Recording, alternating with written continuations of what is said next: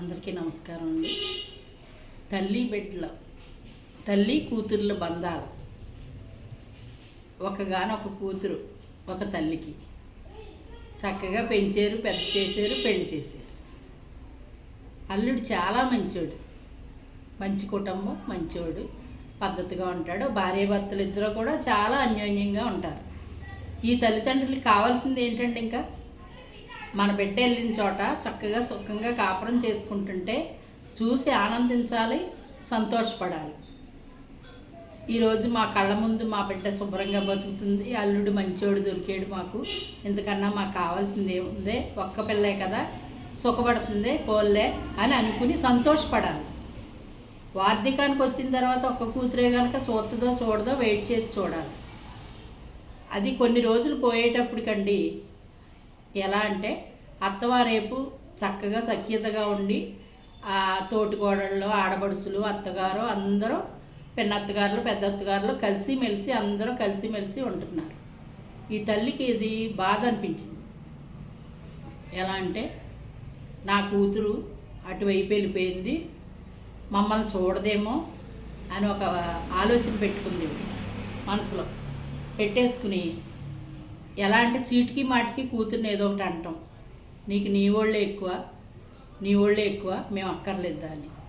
అవసరం ఉంటుంది, మంచి చెడ్డలు చూస్తుంది కూతురు, అన్నీ బాగుంటాయి. కానీ అక్కడ కొంచెం ఫ్యామిలీ పెద్దది కనుక ఏదో వెళ్ళటం రావటం, రాకపోకలు, చుట్టారకాలు అవి ఉంటాయి. వాళ్ళందరూ వెళ్తుంటే కూతురు కూడా వెళ్తూ ఉంటుంది. ఎక్కువ అటువైపు వాళ్ళతో ఉంటుందని ఒక ఆలోచన పెట్టేసుకునండి. కూతురు మీద ఉన్న మాటలు లేని మాటలు చుట్టం చూపుగా వెళ్ళి ఇరుగు పొరుక్కి, తోటికోడళ్ళకి, అత్తగారులకి, వాళ్ళకి వీళ్ళకి లేనిపోని అబద్ధాలు కల్పించి మరీ చెప్పింది. చెడుగా చెప్పింది కూతురు మీద. కన్న తల్లి కూతురు మీద చెడుగా చెప్పింది. ఎందుకంటే అక్కడ విరోధం అయిపోతే మాకు దగ్గర అవుతుందని ఆలోచించింది తప్ప ఆ అమ్మాయి జీవితం ఏమైపోద్దా అని ఆలోచించలేదు అసలు. ఎంత తప్పు! కన్న తల్లి కదండి. ఏనుగంత తండ్రి కన్నా ఏకులు పుట్టంత తల్లి ఉంటే కడుపులో పెట్టుకుంటుందని అనేది మా అమ్మమ్మ అత్తమాను. ఎంత చూడండి మరి. ఈ తల్లి చుట్టం చూపుకెళ్ళి 4 రోజులు వాళ్ళ ఇంటి దగ్గర వస్తూ ఉండి కావాల్సినవి తెచ్చుకుంటా ఉండి మంచి చెడ్డలు చూస్తున్నారు. వీళ్ళకుంటానికి ఇల్లు ఉంది, పర్వాలేదు, ఏదో బతుకుతున్నారు. ఏదైనా లోటుపాట్లు వస్తే అల్లుడు కూడా వదిలిపెట్టడం మంచోడు. ఆ అమ్మాయికి ఒక 2 పిల్లలు, చిన్న పిల్లలు, ఒక పాప బాబు పుట్టారు. ఇంక ఈవిడికి ఈర్ష పెరిగిపోయిందండి.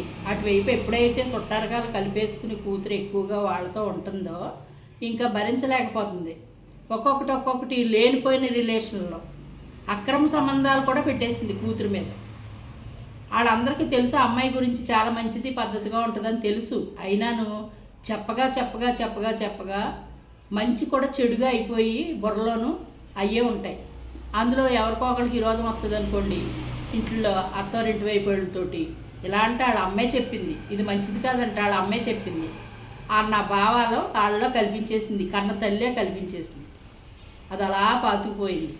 రేపొద్దున్నే వార్ధికానికి వచ్చాడు, పోయినా ఉన్నా అక్కడ గొడవలు అలా ఉంటాయి. కూతురు కాపురంలో నొప్పులు కన్న తల్లే పోసేస్తుందండి. ఎంత బాగుందో చూడండి, ఎంత బాగుంది. ఆ కూతురు కంటికి మన్నికి ఏడుతా రోజు గడుపుకునే పరిస్థితి తెచ్చింది ఈవిడ. కానీ అల్లుడు మంచోడు గనక, భార్య గురించి బాగా అర్థం చేసుకున్న మనిషి గనక అతను అర్థం చేసుకుని నీకెందుకు వాళ్ళ మాటలు పట్టించుకోకు, వాళ్ళ ముసలోళ్ళు అయిపోయారు కదా, వాళ్ళ మాటలు నువ్వు పట్టించుకోకు, నేనున్నాను కదా అని అతను ఓ భరోసా ఇచ్చిన మూలానే సూసైడ్ దాకా వెళ్ళిన అమ్మాయి ఆగి భర్త నీడలో బతుకుతుంది. కానండి అత్తవారింట్లో చూటుపోటి మాటలు, దెప్పు పొడుపు మాటలు, ఎంతో అన్యోన్యంగా ఉండే అత్తవారింట్లో ఈ మాటల వల్ల అక్కడ చెడు నాటుకుపోయి వాళ్ళ మాటలు, వ్యంగ్యం మాటలు అవి మాట్లాడుతుంటే మానసికంగా డిప్రెషన్ అయిపోయి కుంగిపోయే పరిస్థితికి వచ్చి హాస్పిటల్కి తీసుకెళ్ళి చూపించాడు మొగుడు.